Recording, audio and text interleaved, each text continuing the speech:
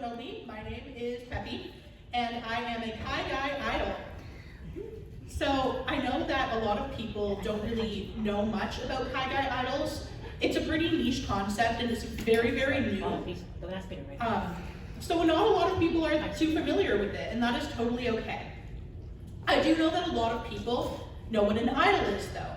And an idol, in general, as just an overarching concept, is someone who sings and dances on stage and maintains a stage persona or a concept.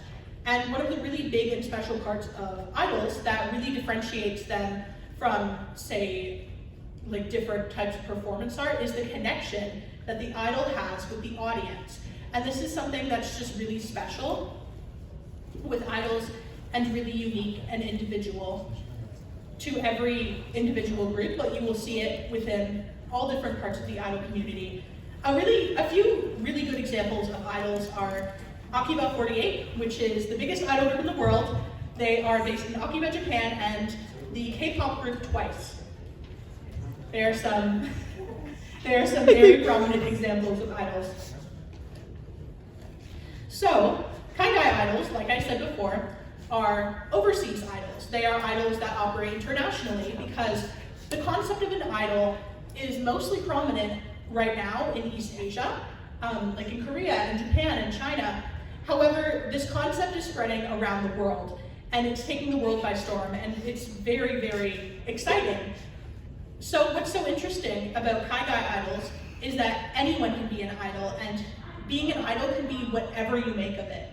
So one of my favorite examples of an idol group based in the West is Non-Sweet, which is a collaboration between a Japanese producer and a 5-member idol group based in Vancouver. And their entire mission is to redefine what an idol is, what it means, and change people's view of an idol internationally.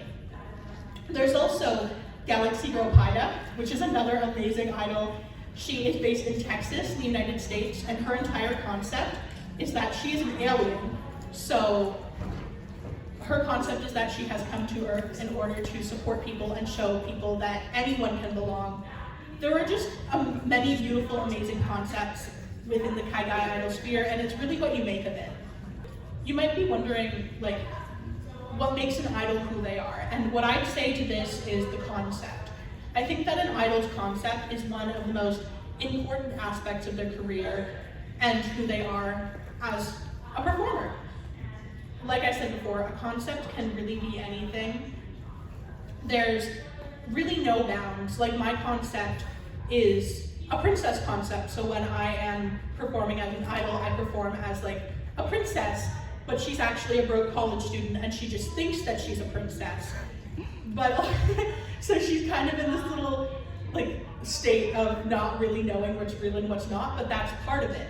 Concepts can get really deep and really personal, and a lot of people put their own personal experiences into their concepts too, even if it's exaggerated or fantasized in some way.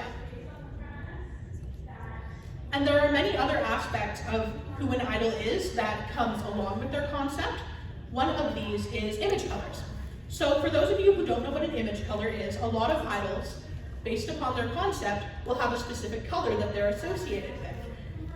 A really good example of this is you'll see the pen lights when you go to an idol concert, and thank you, when you look at people's pen lights as an idol is performing, you might notice that they're a specific color, and this is because of the idol's image color. And a lot of times, what's also really interesting is that image colors are associated with different personality traits within the idol community. So like blue is often seen as more reserved and shy, red is seen as very mature, pink is very girly and bubbly and fun. And this isn't like a set rule, but this is a very common thing to have your image color associated with your personality a little bit based on what people think of when they see that color. A really good example of this is Love Live. So you can see it a lot with the Love Live characters. Their image colors often reflect their personalities. It's really interesting, and it's really big in Kaigai idol culture as well. Another cool part of an idol's concept is their call and response. So many idols come up with a custom almost catchphrase that they say and that the audience repeats. And this is a way to really bring the energy in the room and help people really feel motivated and happy as they're watching the performance. It really hypes up the audience, but it hypes up the idol as well, so it kind of makes it this dual connection that really brings the performance to its true potential, and it really just makes it so much more fun for everyone. Most of the time, call and responses also tie into the concept. So, for example, my call and response is when I say peppy, you say power, and then I go peppy, and everyone would go power! It's a bit longer than that, but it can be really anything, and it's just a really fun way to get to know your favorite idols. So another really big, important part of idol culture are wotage. So, I would argue that wotage are as important to idol culture, especially in Kaigai idol culture, as idols are. Wotage are the supporters of idols. They come to the concerts, they learn special chants and special movements with their hands to go along with the idol's performance. They make it really fun and exciting, and they really hype everyone up as well as give the idol the encouragement that they need in order to pursue their passions and to thrive. So the wotages are normally the people who have pen lights. I brought a pen light to show just basically what it is. A lot of people in the audience have one as well. Hopefully it's not dead. It might be dead. Just a second. Okay, we have a pen light. I have the Bone Sweet one. So, a lot of times at concerts, you'll see people going like this, right? Just at concerts in general, not just idol concerts. But wotage can do some really cool stuff with the pen lights to make it almost into a performance art. So I'm not a wotage, so I can't do a very good demonstration. But a lot of the time, we have some wotages in the audience. A lot of the time they do some cool things where they swirl it, or they do a cool pattern in the air, and it's a really interesting and fun aspect of the performance. And the best part about idol culture is that you can be an idol too if you want to. It's honestly such an open and beautiful community that anyone who wants to be an idol can very easily become one. And so, the first step, if you ever were considering becoming an idol, is to find your concept. And this starts with your goal. What do you want to do, What is your intention? Do you want to be a professional idol? Do you want to just do this for fun? Do you want to do more singing, more covers? Where do you want to go with this? And how does that connect to you? And from that, you can create your own concept. An idol's concept is incredibly personal to them, and it can really be anything. And it's really important that when you're creating your concept, you make it unique and personal to you as a person, so that you can feel comfortable with who you are when you are on stage. The next step to becoming an idol is practicing. Now, I know that the idea of practicing can be really intimidating at first. A lot of people think you have to rent out a studio and you have to get a teacher, and then from that you have to learn specific dances and then perform immediately. But this isn't true. I always say that the first step to going into being an idol is just to start practicing basic vocal techniques, doing some basic stretches, maybe learning a dance routine. Although these things are very small and they might seem quite insignificant at the time, they can really build up, and then eventually you can launch your own path and start doing things on stage. So I always say it's a good thing to practice and have your practice and your routines and everything that you want to do solid before you start applying for things. And then when you feel confident in who you are as an idol and as a performer, then you can go more into applications, and maybe you can apply to conventions, to local events, you can start releasing covers on YouTube. But honestly, if you aren't ready to do those things right away, that is totally okay. It's a process, and it can be a slow process, and that's part of the beauty of it. My next bit of advice for becoming an idol is networking. Get to know other idols in your local community and online. So there are a few ways to do this. There's a really big online idol community. One of my favorites personally is the International Idol Network. which is an overall hub for idols and wotage all over the world. They center mostly around Kaigai idols, and they have like a Discord server where you can get tips and tricks and advice. There is a magazine where you can look at some local idols in the scene and start to get to know what they're doing.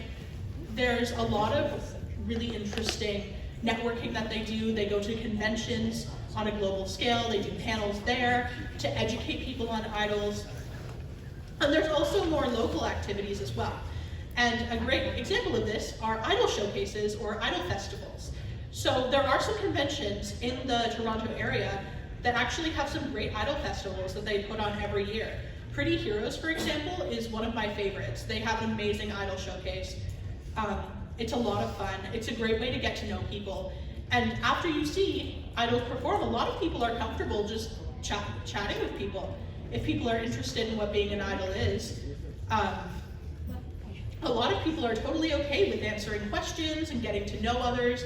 And it's just going to these little events, even outside of conventions, is a great way to be able to know people in your local community, make some friends, and get some advice. Because even if you're a soloist, this career and this hobby or this passion is so much easier when you have that community behind you to support you.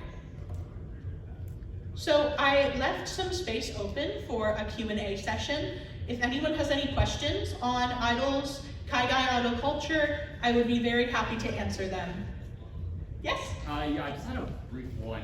You mentioned earlier that like outside of conventions, they also perform at just like local idol events, right? Yes. I was wondering like as an idol yourself, what would you say like the vibe is like between like performing at a convention versus performing at like a local event with like a lot of idol events?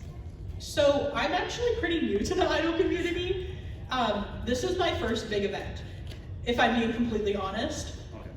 But I do know that at conventions, because I know a lot of people as well who have been performing for a lot longer than me, conventions are a lot more based around cosplay and anime culture. So you'll see a lot more cosplay idols.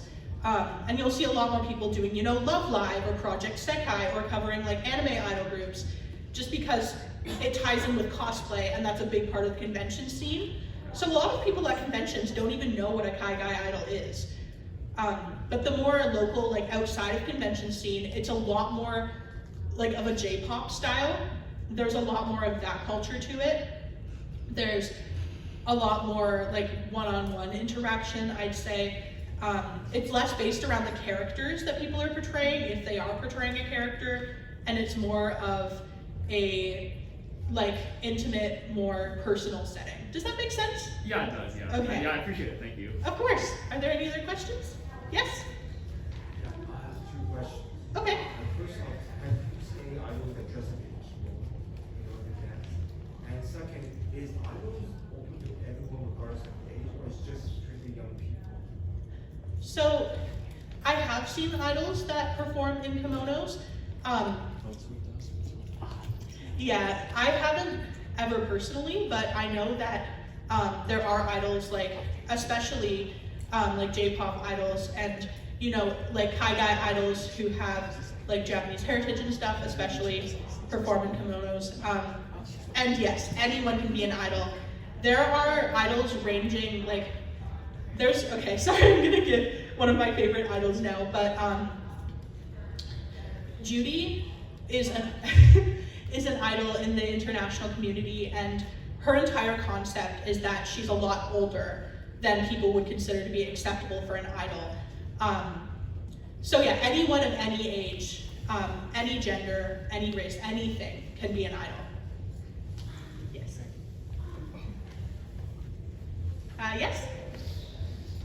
Yes. Do you see any other musicians at all, like instrumentalists at all, performing with idol groups? So there are like collaborations between bands and idol groups. There are also idol bands which kind of combine the two concepts. Normally they are pretty separate because when you're performing with an instrument, it's hard to do choreography, and a lot of idols do choreography as well. But there are a lot of really cool collaborations between the idol scene and the music scene. Which, yeah, does that answer your question? Okay. Any others? Yes? What are your inspirations? Were you inspired by like anime idol group or like a real life idol group? So, I actually watched Love Live for the first time when I was 16, and that was my first introduction to the concept of an idol. And then from that, I started getting into like cosplay idol groups, which are like groups who dress up as the characters from Love Live and perform the dances at conventions. And then from that, I met some friends who did Kaigai stuff because I was thinking, like, I enjoyed being a cosplay idol, but I felt like I wanted to portray myself. And I didn't know how or where to do that. But when I found out about Kaigai idols through my friends, I realized that that was an amazing community for me, and that's kind of how I discovered it. Yes? Not a question, but more of a comment. Okay. You have a call and response that seems super cool. Why didn't you teach it to us? Should I do my call and response? Yeah!